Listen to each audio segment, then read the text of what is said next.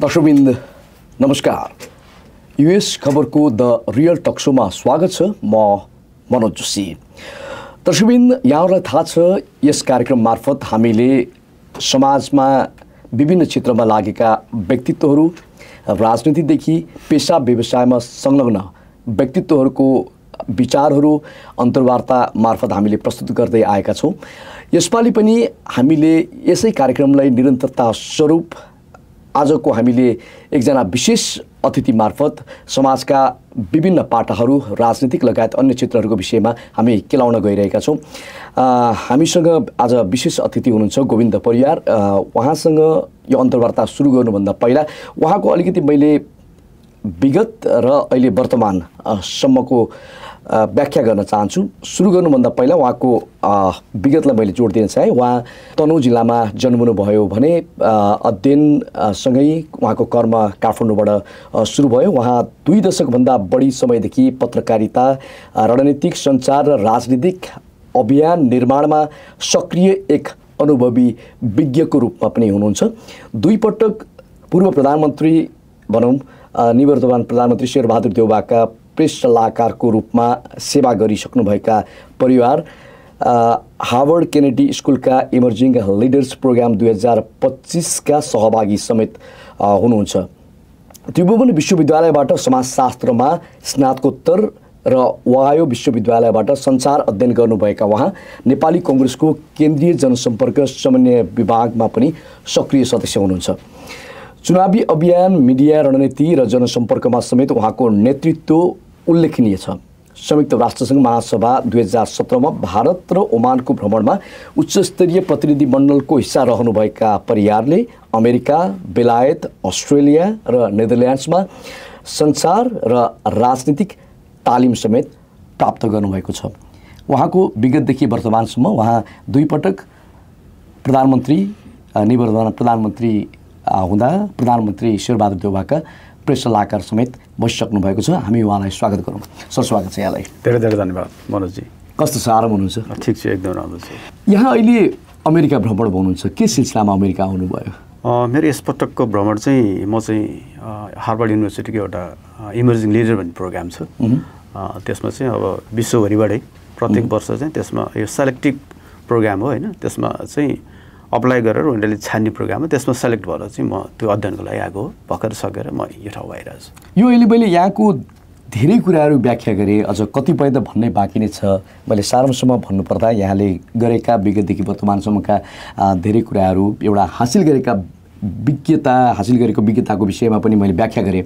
यहाँसम्म आइपुग्नको लागि एउटै मान्छेले यति धेरै अनुभव, यति धेरै विज्ञता यो कसरी सम्भव भयो? के छ यसको चाहिँ गोप्य केही मूल मन्त्र बोक्नु भएको छ अथवा के हो? त्यस्तो त छैन, तर अब जस्तो मेरो नै हेर्ने हो भने म चाहिँ सामान्य फ्यामिलीको मान्छे नै हो। हामी अब मैले एसएलसी दिँदाखेरि हामी टुकीमा बत्ती बालेर पढेको पुस्ताको मान्छेहरू हो। यहाँको जन्म तनहुँमा? मेरो तनहुँ हो। टुकीमा बत्ती बालेर पढेको भनौँ न त्यो जेनेरेसनको मान्छेहरू हो हामी।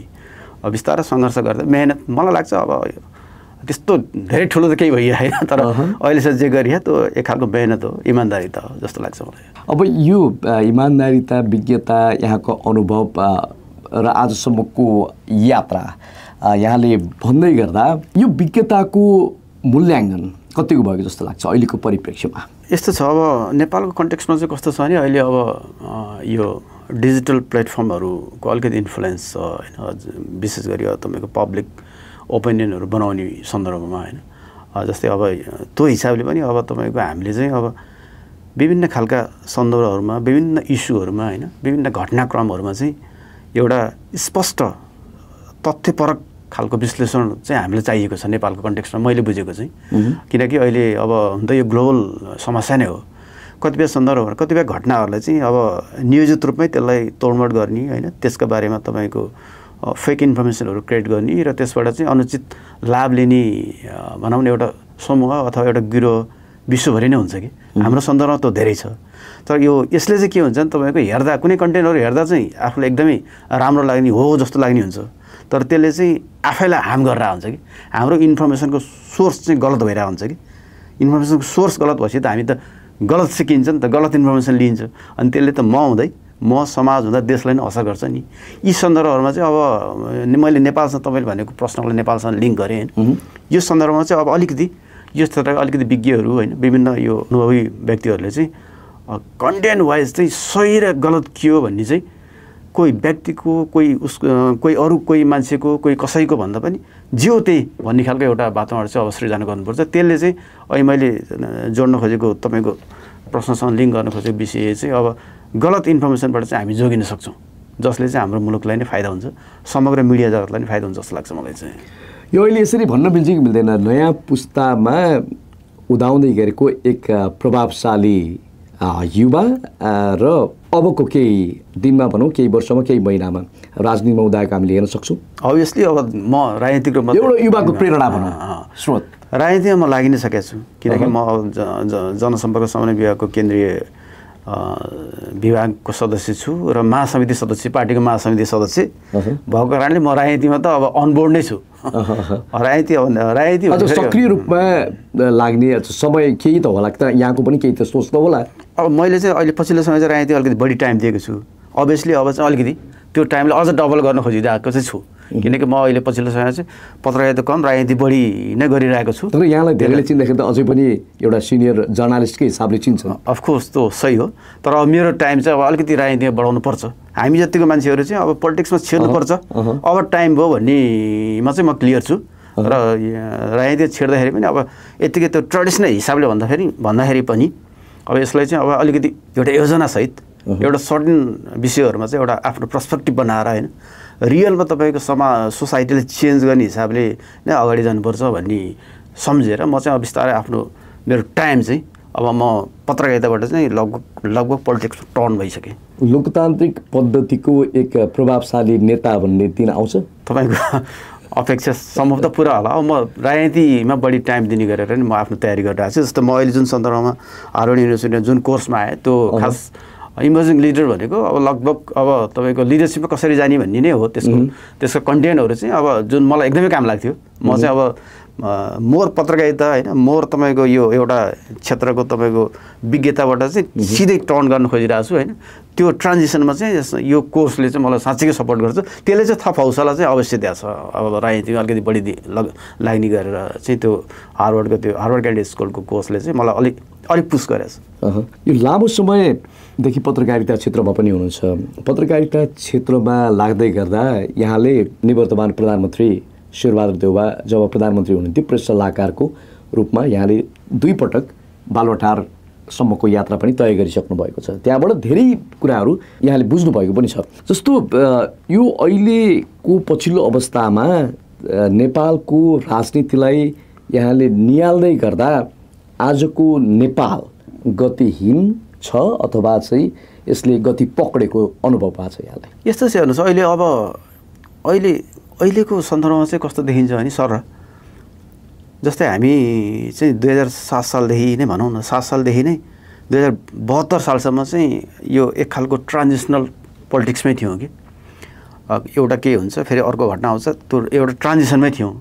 72 जब नयाँ संविधान जारी भयो त्यसपछि चाहिँ त्यो संविधान कार्यान्वयन गर्ने चरणमा चाहिँ जस्तै झन्डै भनौँ न 1 दशक भनौँ न अहिले 82 हो यो 1 दशक चाहिँ त्यो संविधान कार्यान्वयन गर्ने होइन त्यसका तपाईँको प्रो एन्ड कन्सहरू के छ पत्ता लगाउने र अगाडि बढ्ने टाइम हो 1 दशक। नर्मल्ली एउटा नयाँ संविधानको चाहिँ त्यसको के छ त त्यसको अब पोजिटिभ पक्षहरू के छ होइन केही नेगेटिभ छ कि के करेक्सनहरू गर्नुपर्ने छ कि भन्ने चाहिँ 1 दशकको टाइम हुनुपर्छ कि यो इन्टरनेसनल स्ट्यान्डर्ड नै रहेछ।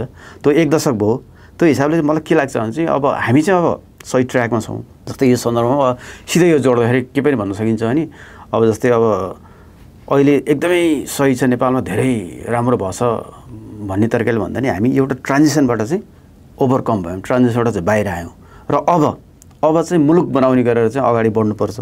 त्यसको लागि चाहिँ अब तपाईँ राजनीतिक दलहरू नागरिक समाज मिडिया लगायत सबै जस्तै मुलुक बनाउनलाई चाहिँ तपाईँको एउटा मात्र निकाय एक्टिभ भएर चाहिँ हुँदैन। तपाईँको भूमिका के हुन्छ? अभियसली पोजिटिभ भूमिका हुन्छ। त्यसमा अब हामीले त म एज अ जर्नलिस्ट जुन तरिकाले भनौँ न नेपालको समस्याहरूलाई बुझाएको छु त्यसलाई चाहिँ एज अ पोलिटिसियन चाहिँ अब त्यसलाई त्यो अन्डरस्ट्यान्डिङलाई त्यो अनुभवलाई चाहिँ पोलिटिकल एजेन्डासँग लिङ्क गरेर होइन यसो रियलमा त अब हामीलाई चाहिएको त के हो त हामीलाई एउटा डेभलपमेन्ट चाहियो होइन नेपालमा अहिले एकदमै चाहिएको भनेको जस्तै तपाईँहरू नेपाल जानुभयो भने तपाईँलाई कस्तो चाहिएको छ अहिले नि एयरपोर्टबाट झर्ने बित्तिकै त्यहाँको तपाईँको व्यवस्थापन चुस्त होस् मान्छे वेलकमिङ हुन् स्माइलिङ हुन् तपाईँ कुनै हडल नभइकन तपाईँ इमिग्रेसन क्लियर गर्नुहोस् त्यसपछि ट्याक्सी लिँदाखेरि चाहिँ तपाईँले धेरै बार्गेनिङ नगर्नु परोस् ठक्क होस् एयरपोर्टबाट झर्ने बित्तिकै दायाँ फुल होस् रोड क्लिन होस् राम्रोसँग होटलमा घर जान पाइयोस् बाहिर बस्ने मान्छेहरूको युवाहरूको एकदमै ठुलो चाहना चाहिँ छैन मैले बुझेको चाहिँ मुलुकले सिम्पल एकदम सामान्य कुराहरू चेन्ज डेलिभरीमा म्यानेजमेन्टमा चेन्ज खोजिरहेछन् कि त्यो चाहिँ गाह्रो छैन त्यो चाहिँ गर्न गाह्रो छैन हेर्नुहोस् त्यो चाहिँ गर्न गाह्रो छैन तर त्यो गर्ने एउटा इच्छा शक्ति चाहिँ अवश्य लिडरसिप हुनुपर्छ लिडरसिप मैले कुन सन्दर्भमा भनेको छु लिडरसिप भने पोलिटिकल लिडरसिपको मात्र कुरा गरिरहेको छैन मैले जस्तै यो सबै गर्न त हामीसँग त तपाईँको राज्यको सबै संयन्त्रहरू त्यसरी नै लाग्नु पऱ्यो नि त जस्तै पोलिटिकल लिडरसिप त अभियसली हो त्योसँगै हामीसँग तपाईँको ब्युरोक्रेसी छ अरू निकायहरू छन् सबै निकायहरूमा चाहिँ केही न केही चेन्ज हामी चाहिँ जनताको सेवक हौँ भन्ने खालको एउटा भावना क्रिएट गरेर भित्रबाट लागि भने चाहिँ तपाईँको 5 वर्षपछि धेरै चेन्ज गर्न सकिन्छ तपाईँहरू नेपाल जाँदाखेरि चाहिँ औ भन्ने खालको अब एकदमै ल पुरै चेन्ज भएछ है भन्ने खालको बनाउन चाहिँ सकिन्छ त्यति धेरै गाह्रो चाहिँ छैन यो खाडल कहाँनिर छ यस मैले भने नि हामी चाहिँ लामो समय चाहिँ पोलिटिकल ट्रान्जिसनमा बस्यौँ अब बल्ल हामी चाहिँ अब पोलिटिकल ट्रान्जिसनबाट अब चाहिँ डेभलपमेन्ट सोच्ने अरू सोच्नेमा छौँ कि त्यसको मतलब अब पोलिटिकल ट्रान्जिसन भने के पनि नभएको त भन्न मिल्दैन होइन यो लोकतान्त्रिक पद्धतिमा हामी गएकै गणतन्त्रात्मक मुलुकमा गएकै सङ्घीयतामा गइयो धेरै उपायहरू लगाउँदा पनि आजसम्म पनि देशले एउटा गति लिन सकेको छैन यो निराशा असन्तुष्टि आक्रोश यो त यहाँले देखिरहनु भएको छ अझै हामीले भनिरहँदाखेरि कति समयसम्म कुर्नुपर्ने हो भन्न खोजेको यस्तो छ यो निराशा र आक्रोश छ नि दुईवटा तबकामा देखिन्छ एउटा चाहिँ तपाईँको अलिकति युवाहरूमा देखिन्छ यो चाहिँ सामान्य कुरामा उनीहरूको युवाहरूमा देखिएको आक्रोश छ नि त्यो चाहिँ तपाईँको सिस्टमसँग पद्धतिसँग हाम्रो शासन प्रणालीसँग छैन त्यो चाहिँ डेलिभरीसँग छ सामान्य कुरामा छ जस्तै एउटा युवा एसएलसी पास गरेर उसले तपाईँको सर्टिफिकेट लिन जाँदा एसएलसी पास गरेर तपाईँको बाइकको लाइसेन्स लिन जाँदा एसएलसी पास गरेर तपाईँको नागरिकता बनाउन जाँदा एसएलसी पास गरेर तपाईँको पासपोर्ट बनाउन जाँदाखेरि उसले जुन हडलहरू क्रिएट गर्छ नि त्यसले चाहिँ उसलाई निराशा दिएको छ कि त्यहाँ उसलाई सजिलै नागरिकता भनेको त गर्व हो नि बाहिर त तपाईँ नागरिकता दिलाउँदाखेरि उसलाई तपाईँ शपथ खुवाएर सेलिब्रेसन गर्छ तर हाम्रो हो तपाईँको जिल्ला प्रशासन कार्यालयमा एउटा युवा होइन भर्खर तपाईँ 17 वर्षको युवा झ्यालमा उभिएर अनि त्यसपछि उताको अधिकृतसँगको उसको अधिकृत र त्यो युवाको कम्युनिकेसनले चाहिँ त्यो युवा चाहिँ फ्रस्ट्रेट हुन्छ कि ऊ त्यहाँनिरबाट चाहिँ अलिकति उसलाई राज्यको निकायहरूलाई हेर्ने दृष्टिकोणमा अलिकति नकारात्मक त थपिन्छ कि फ्रस्ट्रेट बनाउने निकाय चाहिँ के रहेछ कुन डेलिभरी सरकारको पब्लिक डेलिभरी चाहिँ सबैभन्दा बढी चेन्ज गर्नुपर्ने विषय ब्युरोक्रेसी अभियसली हो ब्युरोक्रेसी जस्तो सरकार डेलिभरी ब्युरोक्रेसी जस्तै डाइरेक्टली नागरिकता कसले दिन्छ त निजामती कर्मचारी दिन्छ उहाँ डाइरेक्ट इन्भल्भ हुनु त्यसको नेतृत्व हुन्छ पोलिटिक्स पनि हो पोलिटिसियनहरू पनि हो सबै हो तर राज्यका निकायहरूमा को पब्लिक डेलिभरीको कुरा गरेको छु कि मैले पब्लिक डेलिभरी सार्वजनिक तपाईँको सेवा छ नि त्यसलाई चुस्त बनाइयो भने चाहिँ यो आक्रोश चाहिँ आधा घट्छ भन्ने चाहिँ मेरो तर्क हो म चाहिँ यो कुराहरू भन्दै पनि आएको छु सार्वजनिक सेवालाई चुस्त दुरुस्त मान्छेले तपाईँको नागरिकता लिँदा तुरुन्तै पाओस् लाइसेन्स सजिलै दियोस् लाइसेन्सको त्यो ट्रायल दिन जाँदाखेरि दिनभरि घाममा बस्नु नपरोस् त्यो गर्दा यति चेन्ज गर्न सकियो भने पनि राज्यमा हेर्ने दृष्टिकोण युवाहरूमा प्लस भएर आउँछ यस्ता कुराहरूले नेगेटिभ गरिरहेछ जस्तो यहाँ नेपाली कङ्ग्रेस भित्र यहाँले धेरै कुरा बुझ्दा र नेपाली कङ्ग्रेसमा सक्रिय रूपले लागिरहँदा यहाँले स्थानीय प्रदेश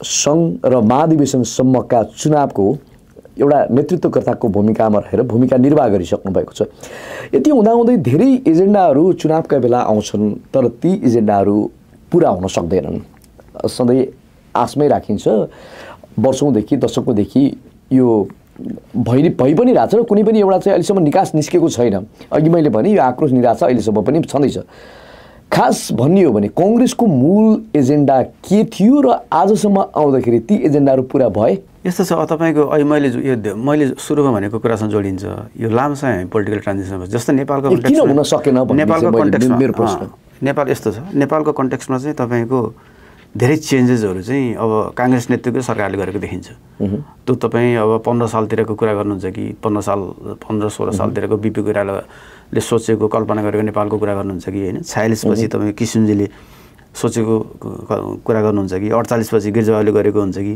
हैन त्यसपछि 58 पछि केही दशक अब शेरबहादुर देउवाले गरेको हुन्छ कि अनि त्यसपछि अहिलेसम्म तपाईले धेरै कुराहरू नेपालमा के चेन्ज भयो भनेर खोतल्दै जानुभयो भने चाहिँ गरेको काम चाहिँ कांग्रेसको नेतृत्वमा छ उसले केही गर्न चाहिँ खोजेको छ यसको मतलब टोटल कम्प्लिट भयो एकदमै राम राज्य छ भन्न खोजे हैन मैले तर केही गर्न खोजे तर हुन सके हैन अहिले यो तपाईको अब क्वेशनको लाई मैले लिंक गर्दाखेरि चाहिँ के देखिन्छ भने अहिले पछिल्लो समय चाहिँ हाम्रो जस्तै हामीले चाहिँ तपाईको पोलिटिकल ट्रान्जिसन एउटा चाहिँ अन्त्य गर्यौं तर सरकारको ट्रान्जिसन चाहिँ देखियो कि अहिले सिंगल पार्टी मेजोरिटीमा त समस्या देखियो नि त अहिलेको हाम्रो स्ट्रक्चरले हैन निर्वाचन सम्बन्धी कानुनले हाम्रो संविधानले चाहिँ एउटा पार्टीले बहुमत ल्याउने सम्भावना धेरै कम देखायो किन दुईटा चुनाव गरिसक्यौं हामी नयाँ संविधानपछि नयाँ संविधानपछि दुईटा चुनावमा कसैको बहुमत आएन र दुईटा मात्र दल भनौं न दुईटा प्रतिस्पर्धी बाहेक दुईटा मात्र दल मिल्दाखेरि बहुमत नपुग्ने खालको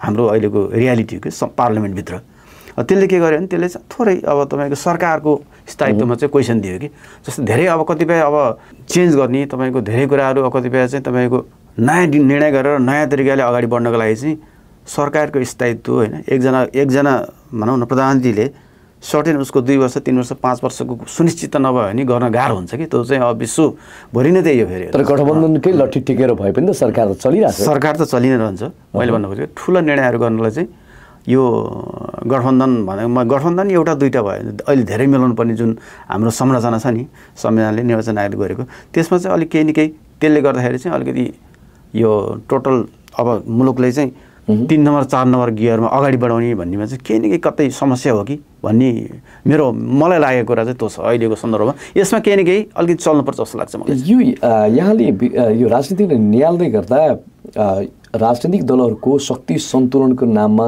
भइरहेका सम्झौता र चलखेलले अहिलेको कतै यो लोकतान्त्रिक प्रणालीलाई निकै कमजोर बनाएको त हैन अहिले मैले सुरुमा पनि भनेको छु अहिले हाम्रो डेमोक्रेटिक सिस्टममा कुनै समस्या छैन समस्या कहाँनिर छ भने सामान्य गभर्नमेन्टको सर्भिस डेलिभरीमा जुन समस्या छ नि त्यो आक्रोश चाहिँ तपाईको सोशल मिडिया मार्फत कहीँ अलिअलि सडकमा धेरै जसो चाहिँ हाम्रो वालेट भनेको मोबाइलमा हैन मोबाइल भनेको तपाईको अब डिजिटल प्लेटफर्महरु अब त्यो सोशल मिडियादेखि लिएर मिडियाहरु सबै हुन्छ त्यहाँ पोखिया छ त्यो चाहिँ सानो कुराले हो कि तपाईले अब मैले चाहिँ खास यो ओभरअल यो युवाहरुले धेरैले मान्छेले आक्रोश यो सरकारप्रतिको विश्लेषणको मूल जरो कारण के रहेछ भनेर एउटा सानो आफैले एउटा एसेसमेन्ट जस्तो अध्ययन पनि गरेको थिएँ कि सामान्य छ कि सबै अध्ययनबाट के निस्कियो त्यसको चुरो कुरो नै मैले खास यहाँ भन्दा त्यसमा चाहिँ के देखियो भने तपाईको मान्छेको आक्रोश भनेको सामान्य कुरामा छ कि नागरिकता ढिलो पाउँदा नागरिकताको लाइसेन्स भनौँ न ड्राइभिङ लाइसेन्सको फर्म भर्दाखेरि चाहिँ तपाईको सबमिट नहुने कि सर्भर बिग्रिने जुन समस्या छ नि सबमिट नहुने त्यस्तो सानसानो कुराहरूको आक्रोश छ कि तपाईले 1 महिनासम्म सोशल मिडियाका 100 जना मान्छेहरुलाई राखेर तिनीहरुले चाहिँ सरकारलाई गाली गर्ने उनीहरुको आक्रोश अलिकति निराशा केमा छ भनेर हेर्नुभयो भने चाहिँ यस्तो सामान्य कुरा आउँछ अवैध रोजगारी अनि त्यसपछि तपाईको यो बाहिर जाँदाखेरिको एनओसी को लेटर लिँदाखेरिको हडल्सहरु अनि त्यहाँदेखि एउटा सडकमा सानो खाल्डो पर्दाको आक्रोशहरु छ कि सानो खाल्डो त तपाईको त्यो कुन निकायले हेर्छ सडक विभाग कुन निकायले हेर्छ त्यसले एकैछिनमा पुर्न सक्छ नि त सानो खाल्डो पुर्नलाई त्यो ठुलो बजेट पनि चाहिएन उसो हुन्छ यो नगर्दिएर हो कि सामान्य कुराहरु हो कि यो भनेको यसले के देखियो भने चाहिँ हाम्रो चाहिँ व्यवस्थापकीय क्षमतामा चाहिँ हामीमा कहीं न कहीं कमजोरी छ यसलाई चाहिँ सुधार गर्न सकियो भने चाहिँ त्यो आक्रोशलाई चाहिँ मत्थर गर्न सकिन्छ अहिलेको आक्रोश चाहिँ सिस्टम प्रतिको हैन हाम्रो संविधान प्रतिको होइन यो चाहिँ सामान्य पब्लिक सर्भिस डेलिभरी माथिको पब्लिकको आक्रोश हो त्यो चाहिँ अब कहिले के सडकमा आउँछ विभिन्न ठाउँमा आउँछ हैन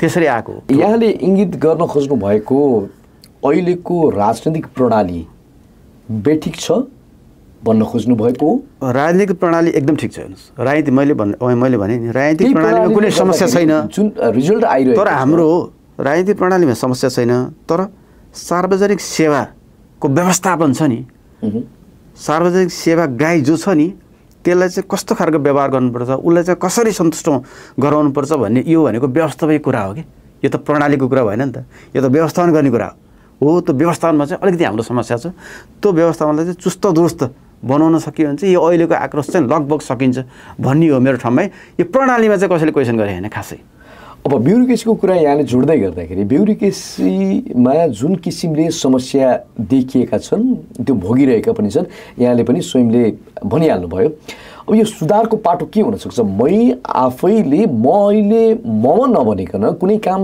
हुँदैन भने त्यहाँबाट सुधार गर्ने अब कुनै नीतिगत निर्णय त दलबाट हुनुपर्ने होला नि त, माथिबाट हुनुपर्ने होला, कन्ट्रोल अनुगमन कारबाही नियन्त्रणका कुराहरू त हुनुपर्ने होला नि त। ती खै त आफ्नो अब जति पनि व्यक्तिहरू राजनीतिमा संलग्न हुन्छ उनीहरू चाहिँ सत्ता र सरकारको मुखपत्र बनेर प्रस्तुत हुन्छन् भने यो सबै समस्याको समाधान कसरी हुन्छ भनेर हामीले भन्न सकिन्छ त? जस्तै निजामतीकै कुरा गर्दाखेरि निजामती भनौँ न, सरकारका निजामती लगायत विभिन्न निकायहरूको कुरा गर्दाखेरि यसमा चाहिँ कस्तो छ भने हाम्रो निजामती सेवा चाहिँ निजामती प्रणाली चाहिँ थोरै ट्रेडिसनल छ। हामीले केही चाहिँ इन्डियाबाट कपी गरेका छौँ होइन, के अलिकति थोरै ट्रेडिसनल छ र यसमा चाहिँ रिभिजिट गर्नु आवश्यक छ। त्यो टाइम हो जस्तो लाग्छ मलाई। उदाहरणको लागि जस्तै हाम्रो ब्युरोक्रेसीमा लोकसेवाले कन्ट्रोल गर्छ, लोकसेवा दिने, त्यहाँबाट पास भएपछि ब्युरोक्रेसीमा जाने अनि सबै लोकसेवा अनि कस्तो हुन्छ भने यसले कतिपय सन्दर्भमा कस्तो छ भने कतिपय सन्दर्भमा हेर्दा ठिक पनि देखिन्छ, एउटा ठुलो डोर क्रस गरेर आएको हुन्छ उसले होइन, पढेर गरेर आउँछ।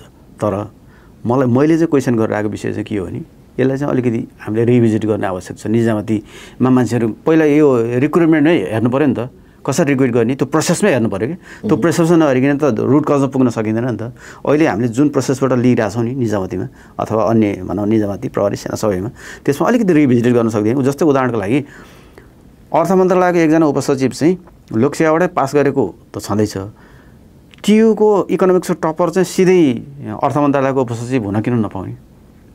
त्यसरी हेड अन गर्न किन नसक्ने होइन? जस्तै अब तपाईँको म्यानेजमेन्टको टपर टियु, म्यानेजमेन्टको टियु केयु पियुको तिन चारजना हामी जति युनिभर्सिटी छ त्यसको टपरहरू चाहिँ होइन वाणिज्य विभागमा को उपसचिव अथवा शाखा सिधै हुन किन नपाउने?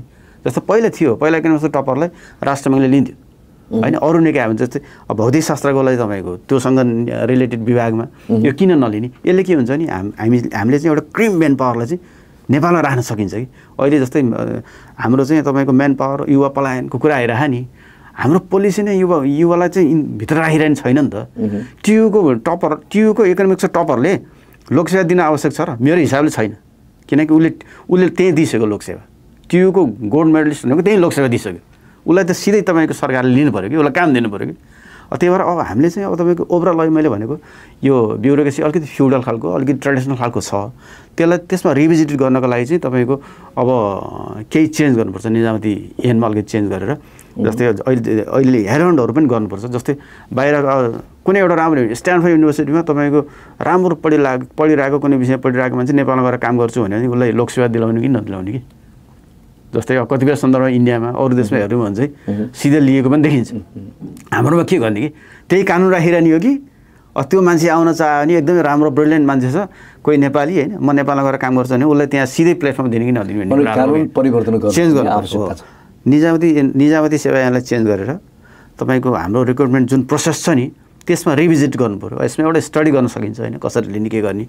अहिले जे छ त्यसको सर्टेन पर्सेन्ट होइन, सर्टेन पर्सेन्ट तपाईँको अहिले मैले भने जस्तो टपरहरूबाट एउटा क्रिमिल उसबाट लिन सकियो होइन। अनि अरू केही सन्दर्भ यसलाई अलिकति चेन्ज गरेर एउटा चाहिँ तपाईँको रिक्रुटमेन्ट चेन्ज गर्ने र अर्को चाहिँ हाम्रो निजामती सेवाको निजामतीको अर्को चाहिँ के स्कुलिङ, जसरी हामीले स्कुलिङ गरिरहेको छ निजामती पछि जुन ट्रेनिङ दिइरह नि ट्रेनिङ म्यानुअलहरू पनि अलिकति रिभिजिट गर्नुपर्छ भन्ने मलाई लाग्छ। किनकि अहिले अब हाम्रो अनुभव यो इन्टरभ्यू सुनेर केही अब निजामती साथीहरू रिसाउन्, तर मेरो अनुभव चाहिँ के भन्छ चाहिँ कर्मचारी भनेको राष्ट्र सेवक हो कि, सेवाग्राही चाहिँ उसको मेन क्लाइन्ट हो कि, जो सेवा लिन जान्छ नि होइन ऊ त उसको क्लाइन्ट हो नि त। भनेपछि उसलाई त तपाईँको हामीले त सम्मान गर्नु पऱ्यो नि, सत्कार गर्नु पऱ्यो नि, उसलाई खुसी बनाउनु पऱ्यो नि। कर्मचारीहरूले कर्मचारीको कमजोरी कहिले पनि स्वीकारेन नि, हो उसलाई खुसी बनाउनु पऱ्यो। यो खालको स्कुलिङ चाहियो कि। हाम्रो स्कुलिङमा चाहिँ केही समस्या छ, निजामतीमा तपाईँको रिक्रुट भइसके पछिको स्कुलिङ जुन छ नि उसलाई जसरी ट्रेनिङ दिन्छ त्यसमा केही समस्या छ कि। अब चाहिँ चेन्ज गर्नुपर्छ। अब चेन्ज गरिएन भने तपाईँको हामीलाई समस्या हुन्छ। किनकि अहिले हामीले सुरुमा जुन कुरा गरियो नि व्यवस्थापकीय कुरा कि सानो व्यवस्थाको कुरा त्यसले चाहिँ ठुलो पोलिटिकल एजेन्डासँग लिङ्क गरेर होइन तल समस्या तल छ सानो ठाउँमा तर माथि प्रार गरेर राख नि होइन, हुन त गरे त माथिबाटै हो तर माथि गरेर राख नि, सानो चेन्ज गर्न तलबाट पनि सकिन्छ। तर दुई चारवटा विषयहरू चाहिँ चलाउनु पर्छ नेपालमा। सरकारको पनि भूमिका हुन्छ नि त, अभियसली हुन्छ। सरकारको उसको सत्तामा हुँदाखेरि नारा चाहिँ ठुला ठुला हुन्छ, तर ती नाराहरू जब सत्ता बाहिर जान्छन्, सत्ता बाहिरको पछि ती एजेन्डा र नाराहरू सबै भुलेका हुन्छन्। यो किन यस्तो प्रवृत्ति भइरहेको छ, यसलाई चाहिँ रोक्नको लागि के गर्नुपर्छ त? यस्तो छ हेर्नुहोस्, अब यसको लागि पनि त्यही हो। अब हामीले चाहिँ अब अहिलेको संविधानमा चाहिँ केही इरर छ भने चाहिँ त्यसलाई करेक्सन गर्नुतिर लाग्नुपर्छ। हेर्नुहोस्, जस्तो अहिले काङ्ग्रेस एमालेको सरकार बनिरहेछ, यो सरकार पनि संविधानका केही इरर छ भने संविधानमा रिभिजिट गर्ने, केही इरर छ भने त्यसलाई करेक्सन गर्ने भन्ने तरिकाले बनेको हो। एकदमै गर्न आवश्यकै छ, गर्न आवश्यक छ। के देखियो सम्भव छ त अहिलेको? नर्मली तपाईँको कस्तो छ भने अन्तर्राष्ट्रिय प्रचलनै हो कि 10 वर्षमा चाहिँ तपाईँको केही समय, हाम्रो त नयाँ संविधान हो 72-82 ठ्याक्कै 10 वर्ष, यसका केही तपाईँको बजहरू छन् भने त फिक्स गर्नु पऱ्यो नि त, होइन? सबैको हुन्छ नि। हामीले अहिले डिजिटल गर्छौँ, एप्सहरू चलाउँछौँ, अपडेट भइरहेको हुन्छ नि, केही छ भने चेन्ज गर्नु पऱ्यो। त्यसलाई साफ बनाउँदै संविधान भनेको तपाईँको चलाउन नमिल्ने, यो संशोधन गर्न नमिल्ने दस्तावेज होइन नि त। यो गलत थियो र गलत बजहरू, मैले बजहरू भन्दा चाहिँ केही सानसानो इररहरू छन् भने चाहिँ त्यसलाई करेक्सन गरेर अगाडि बढ्नुपर्छ। त्यो चाहिँ अब टाइम भयो, होइन? काङ्ग्रेस एमालेको सरकार बन्दा पनि संविधान संशोधनको नि एउटा बुँदा छ, तपाईँहरू पक्कै हेर्नुभयो होला है। त्यसो केही बजहरू छन् भने चाहिँ त्यो फिक्स गरेर अगाडि बढ्नुपर्छ। सिस्टममा कहीँ समस्या छैन, पब्लिकको नि कसैले क्वेसन गरे होइन। त्यो चाहिँ अब तल डेलिभरीमा क्वेसन छ, त्यो सिस्टम यतिकै भन्ने हो कि तपाईँको सानो तल एयरपोर्टको कर्मचारीले दुःख दियो भने त त्यो पर्यटन मन्त्रीले नि गाली गर्छन् कि नेपालको कन्टेक्समा त हुने त्यही हो कि।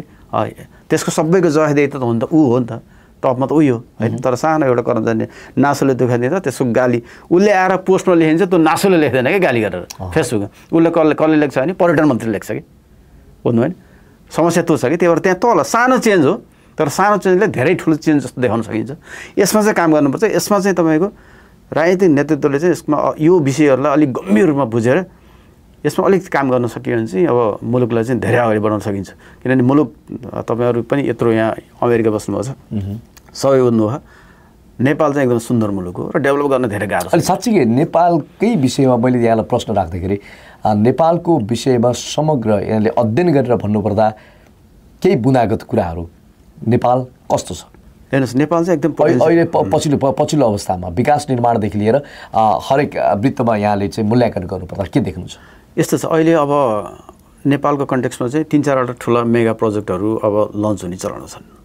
जस्तो उदाहरणको लागि तपाईँको नागढुङ्गा सिस्ने खोला टनल, यो चाहिँ अब नेपालको, म चाहिँ नेपालको फर्स्ट टनलै भन्छु, किन सानो छ, ठुलो छैन, यो फर्स्ट टनल हो। यसले चाहिँ तपाईँको काठमाडौँ आउने दूरीको समय पनि घटाउँछ, होइन? यो टनल लन्च भएपछि तपाईँको हामी चाहिँ अब टनल डेभलपमेन्टमा छिर्यौँ कि एउटा रोड डेभलपमेन्टको चाहिँ डिपार्चरै हो। यो टनल लन्च भएपछि सम्भवतः यो जनवरीमा लन्च हुने भन्ने समाचारहरू आइरहन्छ, सम्भवतः सकिएला, किन त्यसको अब त्यो फिनिसिङ कामहरू मात्र बाँकी छ। 4 लेनको टनलभित्र अब यो सुरु भएपछि चाहिँ नेपालमा टनलको डेभलपमेन्ट सुरु भयो। यसले चाहिँ तपाईँ रोड कनेक्टिभिटीमा चाहिँ ठुलो कन्ट्रिब्युसन गर्छ भन्ने मलाई लाग्छ। एउटा यो तपाईँले चेन्ज देखिने अब एउटै हो। अर्को तपाईँको मुगलिनबाट पोखरा तपाईँको 4 लेनको ठुलो सडक अब लगभग सकिने चरणमा छ। यसले तपाईँको काठमाडौँदेखि पोखराको डिस्टेन्स स्वात्तै गर्नुहुन्छ। अहिले हामी काठमाडौँदेखि पोखरा जाँदाखेरि तपाईँ प्राइभेट गाडीमा जानु भने मिनिमम 6-7 घन्टा लाग्छ नि, त्यो डिस्टेन्स घट्छ 3 घन्टामा। हेर्नुहोस्, यो डेभलपमेन्ट त केही भएको छैन भन्ने चाहिँ होइन। अनि पूर्व पश्चिम राजमार्ग पनि अब सबै बढ्दैछ, त्यो 4 लेनको हुँदैछ। अनि तपाईँ अब नेपाल गएला एक्चुअली हेर्नुहोस्, पूर्व पश्चिम राजमार्ग जहाँ पोइन्ट छन् नि, जस्तो इटहरी, होइन, विभिन्न जहाँ इटहरीदेखि लिएर सबै ठाउँ पोइन्ट, त्यहाँबाट दक्षिण जाने रोडहरू सबै 6 लेनको 8 लेनको भइसकेका छन्। चेन्ज केही न केही छ, हुँदै नभएको होइन, तर त्यतिले पुग्दैन, अझै गर्न बाँकी छ। हामीले यसलाई नै पूर्ण रूपमा विकास त भन्न मिलेन, केही भएको होइन भन्ने चाहिँ होइन।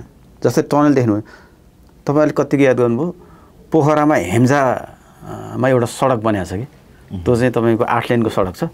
त्यो उद्घाटन भएपछि धेरै जसो टिकटकहरूमा त्यो आयो कि अहिले भाइरल सडकको नाममा परिचित छ। अहिले पनि तपाईँको नेपाल भन्ने बित्तिकै त्यो सट्ट त्यो सडक देखाउँछ अनि अगाडि माछापुछ्री हुन्छ कि, मान्छेले त्यसमा त्यसलाई प्रमोट गरेको कि। नेपालीहरूको एउटा विशेषता चाहिँ के हो भने ठ्याक्कै यसरी कुनै राम्रो भयो भने चाहिँ त्यसलाई प्रमोट गर्न पछि पनि हट्दैनन् कि। त्यो हिसाबले चाहिँ यो टनल र मुगलिन पोखराको सडक अब यो चाहिँ बढीमा 1 वर्षभित्र यिनीहरू के नेपाली कांग्रेस सत्तामा भएको हुनाले यहाँले सत्ताको मुखपत्र जस्तै भन्दै हुनुहुन्छ? होइन, मैले त्यो त्यस्तो मैले चाहिँ तपाईँको डेभलपमेन्टलाई चाहिँ स्वीकार्नुपर्छ, धेरै गर्न बाँकी छ। हेर्नुहोस्, धेरै गर्न बाँकी छ, सुधार गर्नुपर्ने धेरै कुराहरू, सुधार गर्न धेरै बाँकी छ। सुशासन तर जे भयो त्यसलाई नि बिर्स्यौँ भने फेरि त्यो जस्टिस हुँदैन। भएकोलाई केही भएका छन्, नभएको त होइन, तर जति पनि हुनुपर्ने सुधार त धेरै गर्न बाँकी छ। नेपालको अहिलेको चरम अवस्था भनेको बेरोजगार, युवा विदेश पलायन, हामीले रोक्न किन सकिरहेका छैन?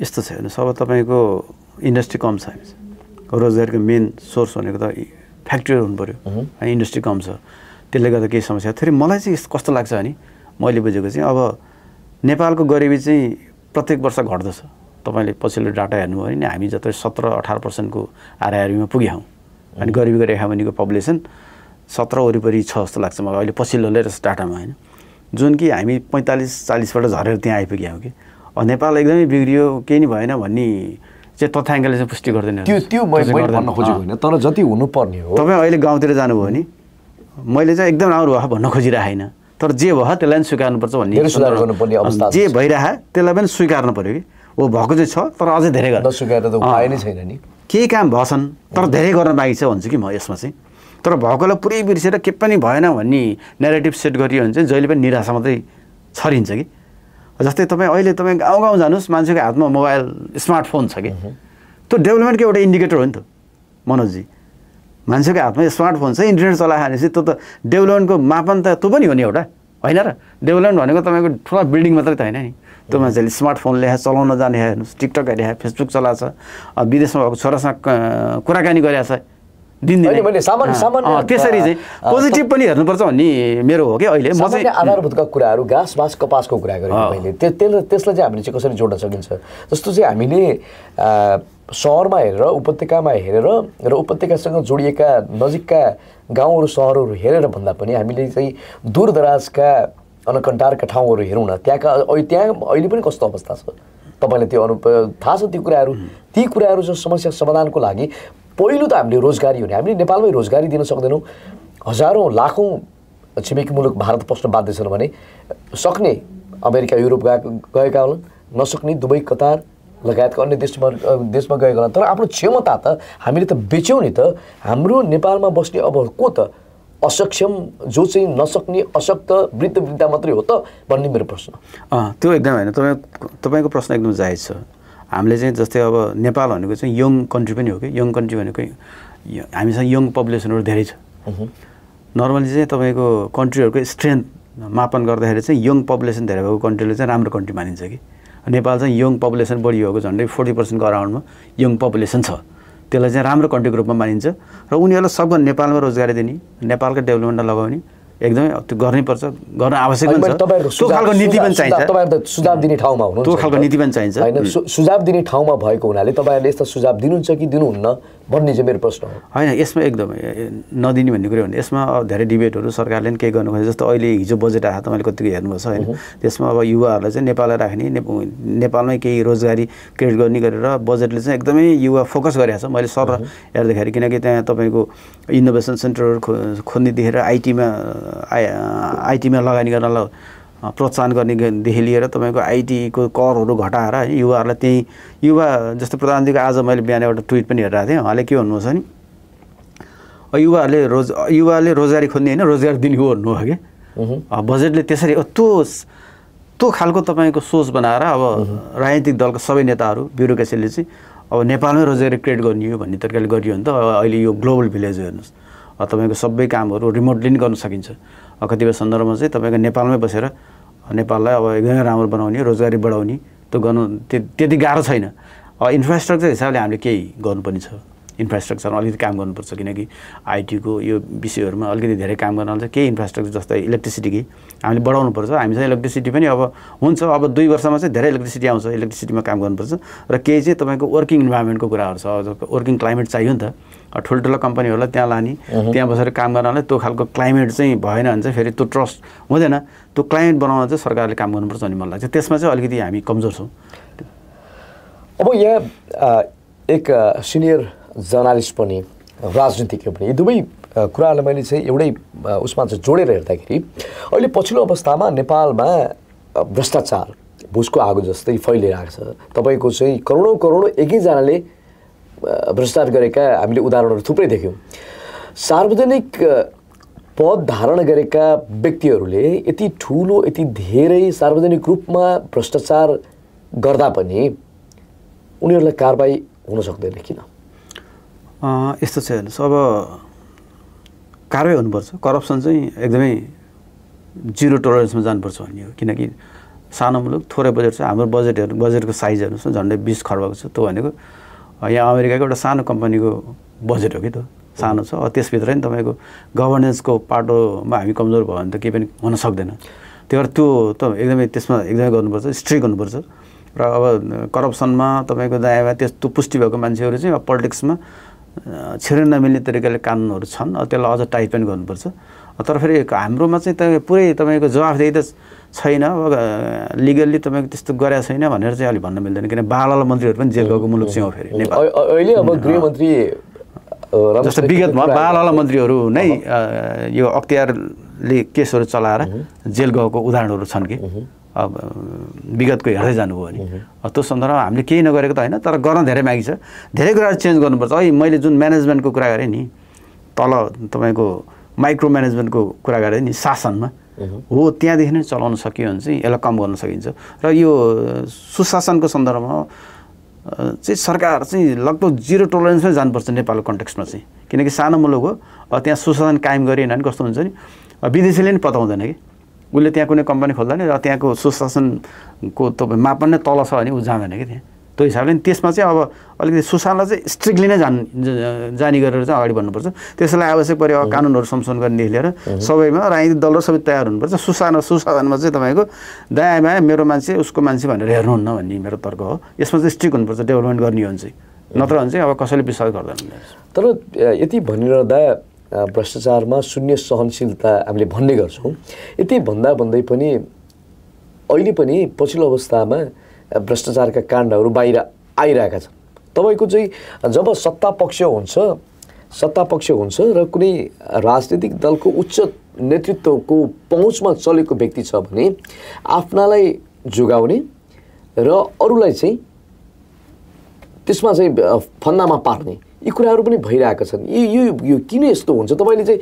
भित्री निहाल्दाखेरि यो के सत्ता पक्षको हामीले सधैँ वकालत गर्नुपर्ने तपाईँलाई चाहिँ कसैलाई मन परेन तपाईँ सत्तामा हुनुहुन्छ मैले उदाहरण दिन खोजेको अर्कोलाई चाहिँ सिद्ध्याउने कसलाई माथि लाने कसलाई सिद्ध्याउने यो चलखेल कहिलेसम्म हुन्छ भन्न खोजेको मैले अहिले पनि त्यो भइरहेछ अहिले मैले तत्काल गृहमन्त्रीको कुरा आएको भएर चाहिँ अब राष्ट्रिय स्वतन्त्र पार्टीले केही दिनमा प्रमाणसहित अब आगामी संसदमा चाहिँ ती सबै प्रमाणहरू पेश गर्ने पनि भनिरहेको अवस्थामा गृहमन्त्री जस्तो व्यक्तित्वको यसरी डाम जोडिनु त्यति राम्रो त भएन यस्तो चाहिँ हेर्नुहोस् अब यो जस्तै अहिले तपाईँले कुरा गरेको सन्दर्भ पक्कै पनि त्यो एयरपोर्टको होइन भिजाको मैले एउटा एकदम सही कुरा यसमा यस्तो हुन्छ हेर्नुहोस् अब भिजिट भिसा यसलाई कन्ट्रोल गर्नलाई चाहिँ हामी के गरौँ भने हामी हाम्रो मिडियाहरू पोलिटिसियनहरू सबै होइन एकदम सर्फेसिक भयौँ कि जस्तै यो भिजिट भिसाको रुट कज के हो त कारण के हो कि त्यो त सधैँ छ जस्तै त्यो मैले पछिल्लो मिडियाहरू हेर्दाखेरि तपाईँको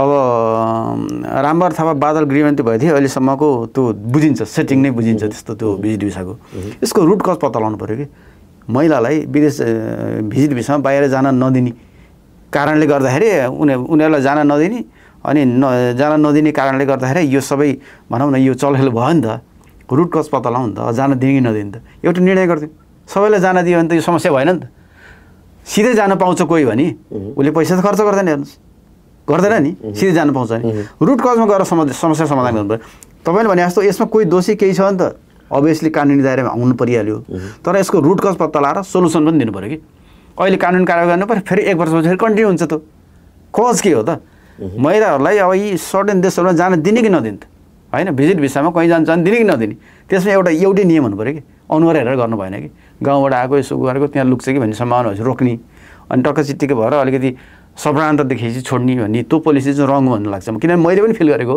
म नि विदेशहरू गइरहेको हुन्छु होइन बिचरा सामान्य मान्छेहरूलाई चाहिँ अब त्यहाँ इमिग्रेसन अफिसरले अलिकति राखाइदिनै पारेको हुन्छ यो चाहिँ कन्ट्रोल गर्नुपर्छ हेर्नुहोस् उनीहरू जोसुकै जे भयो नि एउटै व्यवहार हुनुपर्छ भोलि केही समस्या पर्ला ठिक छ त्यस्तो के भयो भने त्यहाँ हाम्रो संयन्त्र छन् एमएसीहरू छन् त्यसले काम गर्नु पऱ्यो तर यसमा चाहिँ नीति एउटै हुनुपर्छ कसैलाई चाहिँ तपाईँको भिजिट भिसा रोक्ने कसैलाई चाहिँ दिने भन्ने नीति गर्नुहुन्न यसको रुट कजमा गएर सोल्युसन खोज्नुपर्छ नत्र भने चाहिँ यो अहिले समस्या समाधान होला केही मान्छेहरू जेल जालान् केही होलान् फेरि भोलि त फेरि आउँछ र यसमा चाहिँ एउटै नीति भनेर ढ्याङ्ग निर्णय गर्नुपर्छ त्यो खालको तपाईँको भनौँ न भिजिट भिसाको नाममा जुन अहिले भइरहेछ नि हो त्यसलाई बन्द गर्नको लागि चाहिँ नीतिगत रूपमै चेन्ज गरिदिनुपर्छ भन्ने मेरो तर्क हो यो विषयमा चाहिँ अब संक्षिप्त जवाफ दिनु होला यहाँ हार्वर्ड केनेडी स्कुलका इमर्जिङ लिडर्स प्रोग्राम 2025मा अहिले सहभागी हुँदै हुनुहुन्छ।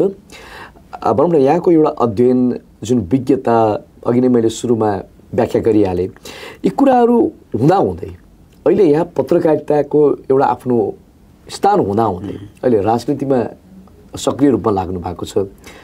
मैले यहाँलाई सोध्न चाहेको यो फोहोरी बनाइएको भन्छु म चाहिँ, फोहोरी बनाइएको राजनीतिमा किन आउन चाहनुभयो यस्तो विज्ञ मान्छे? यस्तो छ हेर्नुहोस्, अब मलाई लागेको चाहिँ political science is a father of all science भन्छ कि तपाईँ साँच्चीकै केही चेन्ज गर्नुहुन्छ, तपाईँलाई सोसाइटीमा केही चेन्ज गर्न मन छ भने चाहिँ तपाईँ राजनीतिमा पौडी खेल्नै पर्छ, हाम फाल्नु नै पर्छ। Political science is father of all science. युवाको ठाडो हस्तक्षेप देख्नुभयो अहिलेको अवस्थामा? होइन त्यस्तो भन्दा नि हामी छिर्नुपर्छ राजनीतिमा, केही चेन्ज गर्नुपर्छ, मुलुकमा केही कन्ट्रिब्युसन गर्नुपर्छ। तपाईँको अनुभवहरू होइन, तपाईँले जानेको ज्ञानहरू चाहिँ अब त्यो ठ्याक्कै आफैले इम्प्लिमेन्ट गर्ने ठाउँमा पुग्नुपर्छ भन्ने नै हो मेरो। मैले सुरुमा नै भने त्यो हिसाबले अब हामी जस्ता मान्छेहरू भनौँ न, हामी अब धेरै हुनुहुन्छ राजनीति लगाएका मान्छे, फेरि राम्रो छैनन् भनौँ मैले, धेरै राम्रो विज्ञ भएका अनुभव भएका राम्रो हुनुहुन्छ। उहाँहरूको अनुभव त खास राष्ट्रको सम्पत्ति पनि हो, कतिपय अनुभवहरू हामीले सिक्नु पनि पर्छ। तर अब चाहिँ हामी राजनीति छिर्ने टाइम चाहिँ भयो भन्ने लागेर नि म बिस्तारै त्यतातिर टर्न हुन लाग्यो। मैले सुरुमा पनि भनिसकेँ।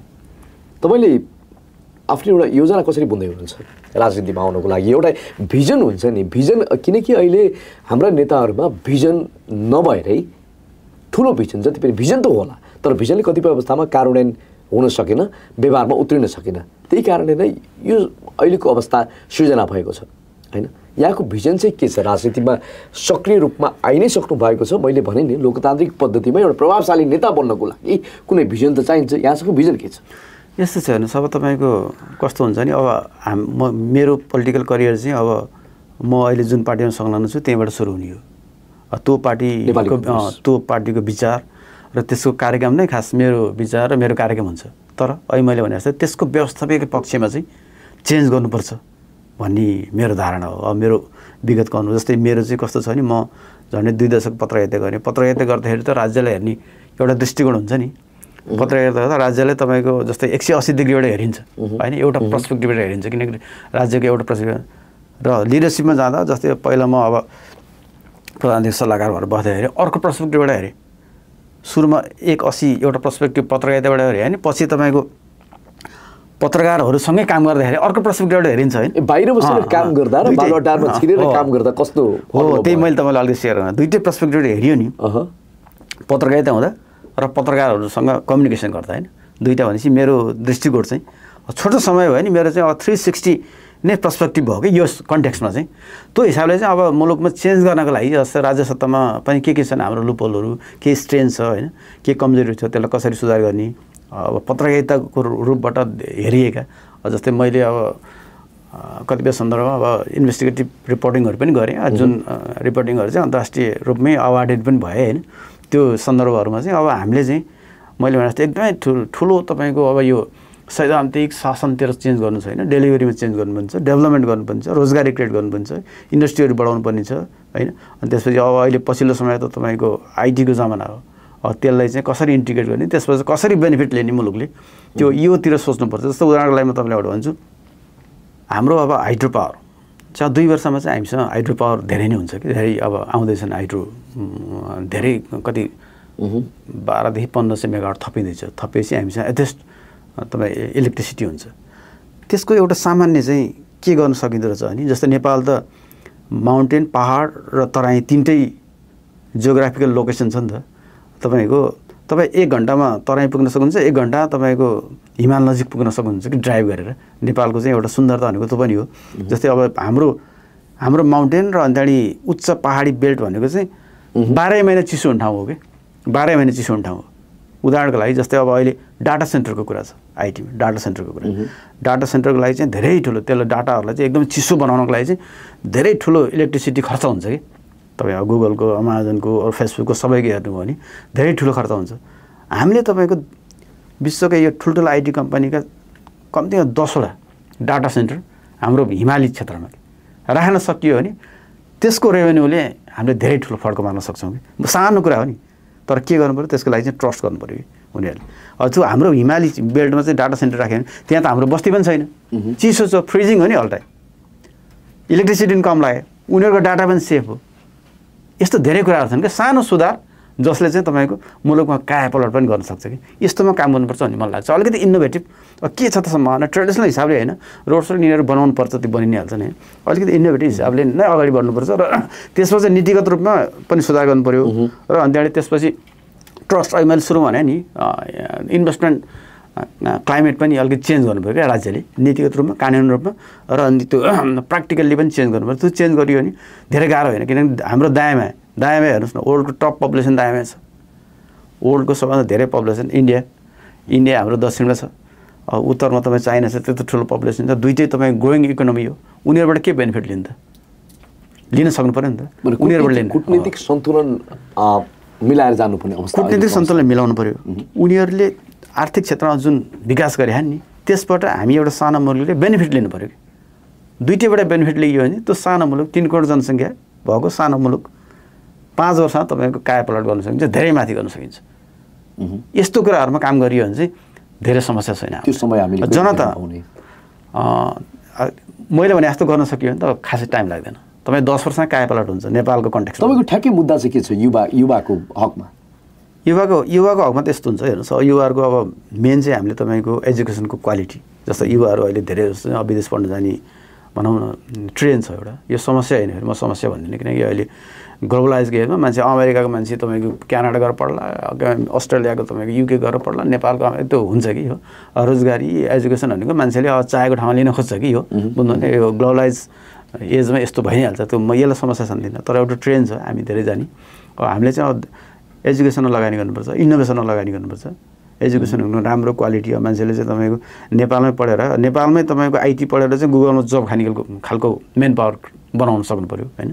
अनि त्यसपछि तपाईँको नेपालमै तपाईँको इनोभेसन अलिकति लगानी गर्नु पऱ्यो। हाम्रो नेपालीहरू अमेरिकामा आएर बेलायतमा गएर धेरै राम्रो युनिभर्सिटीहरूमा रिसर्चमा धेरै अगाडि बढिसकेका छन् भनेपछि त्यो सम्भावना छ नि त।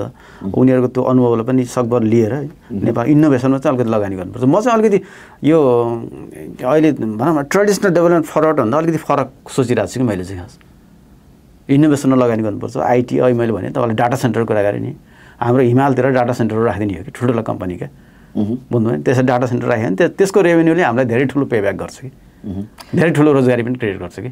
भनेपछि तपाईँ त्यो स्थानमा पुग्नुभयो भने तपाईँले जति पनि योजनाहरू भन्दै हुनुहुन्छ त्यो पुरा गर्ने क्षमता यहाँसँग छ? अवश्य छ। म त्यो ठाउँमा पुग्दा पनि नपुग्दा पनि अरूलाई सपोर्ट गरेर पनि गराउन सक्छु। यो गर्नुपर्छ, यो बाटोमा जानुपर्छ, बिस्तारै सबै जानुहुन्छ जस्तो लाग्छ मलाई। नत्र योभन्दा हामीसँग अरू छैन कि। अब हामी लाग्ने हामीसँग भएको हामीको पोटेन्सियलिटी के हो त्यसमा लाग्नु पऱ्यो नि त। एउटा आइटी यो क्षेत्रको एउटा भइहाल्यो, अर्को प्रमोट गर्नुपर्ने नेपालको कन्टेक्स्टमा चाहिँ तपाईँको टुरिज्म हो। हेर्नुहोस् धेरै देश छ, तपाईँहरू पनि धेरै देश घुम्नुभयो। म नि यसो हेर्दाखेरि हाम्रो तपाईँको ल्यान्डस्केप छ नि साँच्चीकै मन पराउँछ कि विश्वले नै। सट्ट तपाईँको झ्याल खोल्दाखेरि हिमाल देखिने, ग्रिन पहाडहरू होइन, यतातिर त पहाडलाई हिमालय भन्छ नि होइन, त्यस्तो हिमाल त हामीसँग कस्तो छन् ग्रिन आनन्दको फुल अक्सिजन भएको, जस्तो योगा मेडिटेसन हाइकिङ ट्रेकिङ होइन। अनि त्यसपछि अब अहिले पछिल्लो समय तपाईँ बन्जी जम्पदेखि लिएर अरू त्यो एडभेन्चरमा लगानी गर्न सकियो भने चाहिँ त्यो खालको टुरिज्म प्रमोट गर्न सकियो भने पनि त्यसले हामीलाई ठुलो इकोनोमिकल्ली कन्ट्रिब्युट गर्छ। त्यसमा पनि लगानी गर्नुपर्छ, राज्यले नीति बनाउनुपर्छ। प्राइभेट सेक्टरलाई चाहिँ सहजीकरण गरिदिनुपर्छ कि अब हामीले प्राइभेट सेक्टरले चाहिँ त्यस्तोमा लगानी गर्दाखेरि डिस्करेज गर्नुहुन्न। हाम्रो फेरि पब्लिक मेन्टलले चाहिँ अलिक डिस्करेज गर्ने खालको छ है, त्यसलाई चाहिँ अलिकति चेन्ज गर्नुपर्छ। अन्तिममा के भन्न चाहनुहुन्छ? धेरै धेरै धन्यवाद मनोजजी। यहाँ डालसमा तपाईँसँग भेट भयो, कुरा भयो, अलिअलि सामान्य कुरा भयो, मेरो अनुभवहरू अलिअलि सेयर गरेँ, मलाई लागेको कुराहरू सेयर गरेँ होइन। धेरै रमाइलो गफ हो। धेरै धेरै धन्यवाद। युएस खबरलाई धेरै धेरै धन्यवाद, तपाईँले बोलाउनु भयो, कुरा गर्न पाएँ। Thank you so much. हस् थ्याङ्क यू। यहाँको बाँकी समय शुभ रहोस्। यहाँसम्म आएर आफ्ना महत्त्वपूर्ण भनाइहरू सुझावहरू दिनुभयो, सुझावहरू राख्नुभयो, फेरि पनि यहाँलाई विशेष धन्यवाद। Thank you so much. Thank you. दर्शकवृन्द, आज हामीले समाजका विभिन्न कुराहरूलाई विभिन्न पाटाहरूलाई जोडेर कुराकानी गऱ्यौँ। विशेष गरी राजनीति, विकास निर्माण र राजनीतिले देशको लागि दिन सक्ने निकास के हो र के गर्न सकिन्छ आफ्ना योजनाहरू राख्दै हुनुहुन्थ्यो। उहाँ हुनुहुन्थ्यो गोविन्द परियार। उहाँ हाल अमेरिकामा हुनुहुन्छ। उहाँ 2 पटक पूर्व प्रधानमन्त्री शेरबहादुर देउवाका प्रेस सल्लाहकारको रूपमा काम पनि गरिसक्नु भएको छ भने अहिले नेपाली कांग्रेसको केन्द्रीय जनसम्पर्क समन्वय विभागमा पनि रहिसक्नु भएको छ। उहाँको विज्ञताको विषयमा मैले योभन्दा अगाडि नै प्रस्तुत गरिसकेको छु। हामी युएस खबरको द रियल टक सो अहिले टुङ्ग्याउँछौँ। बिदा दिनुहोस्। नमस्कार।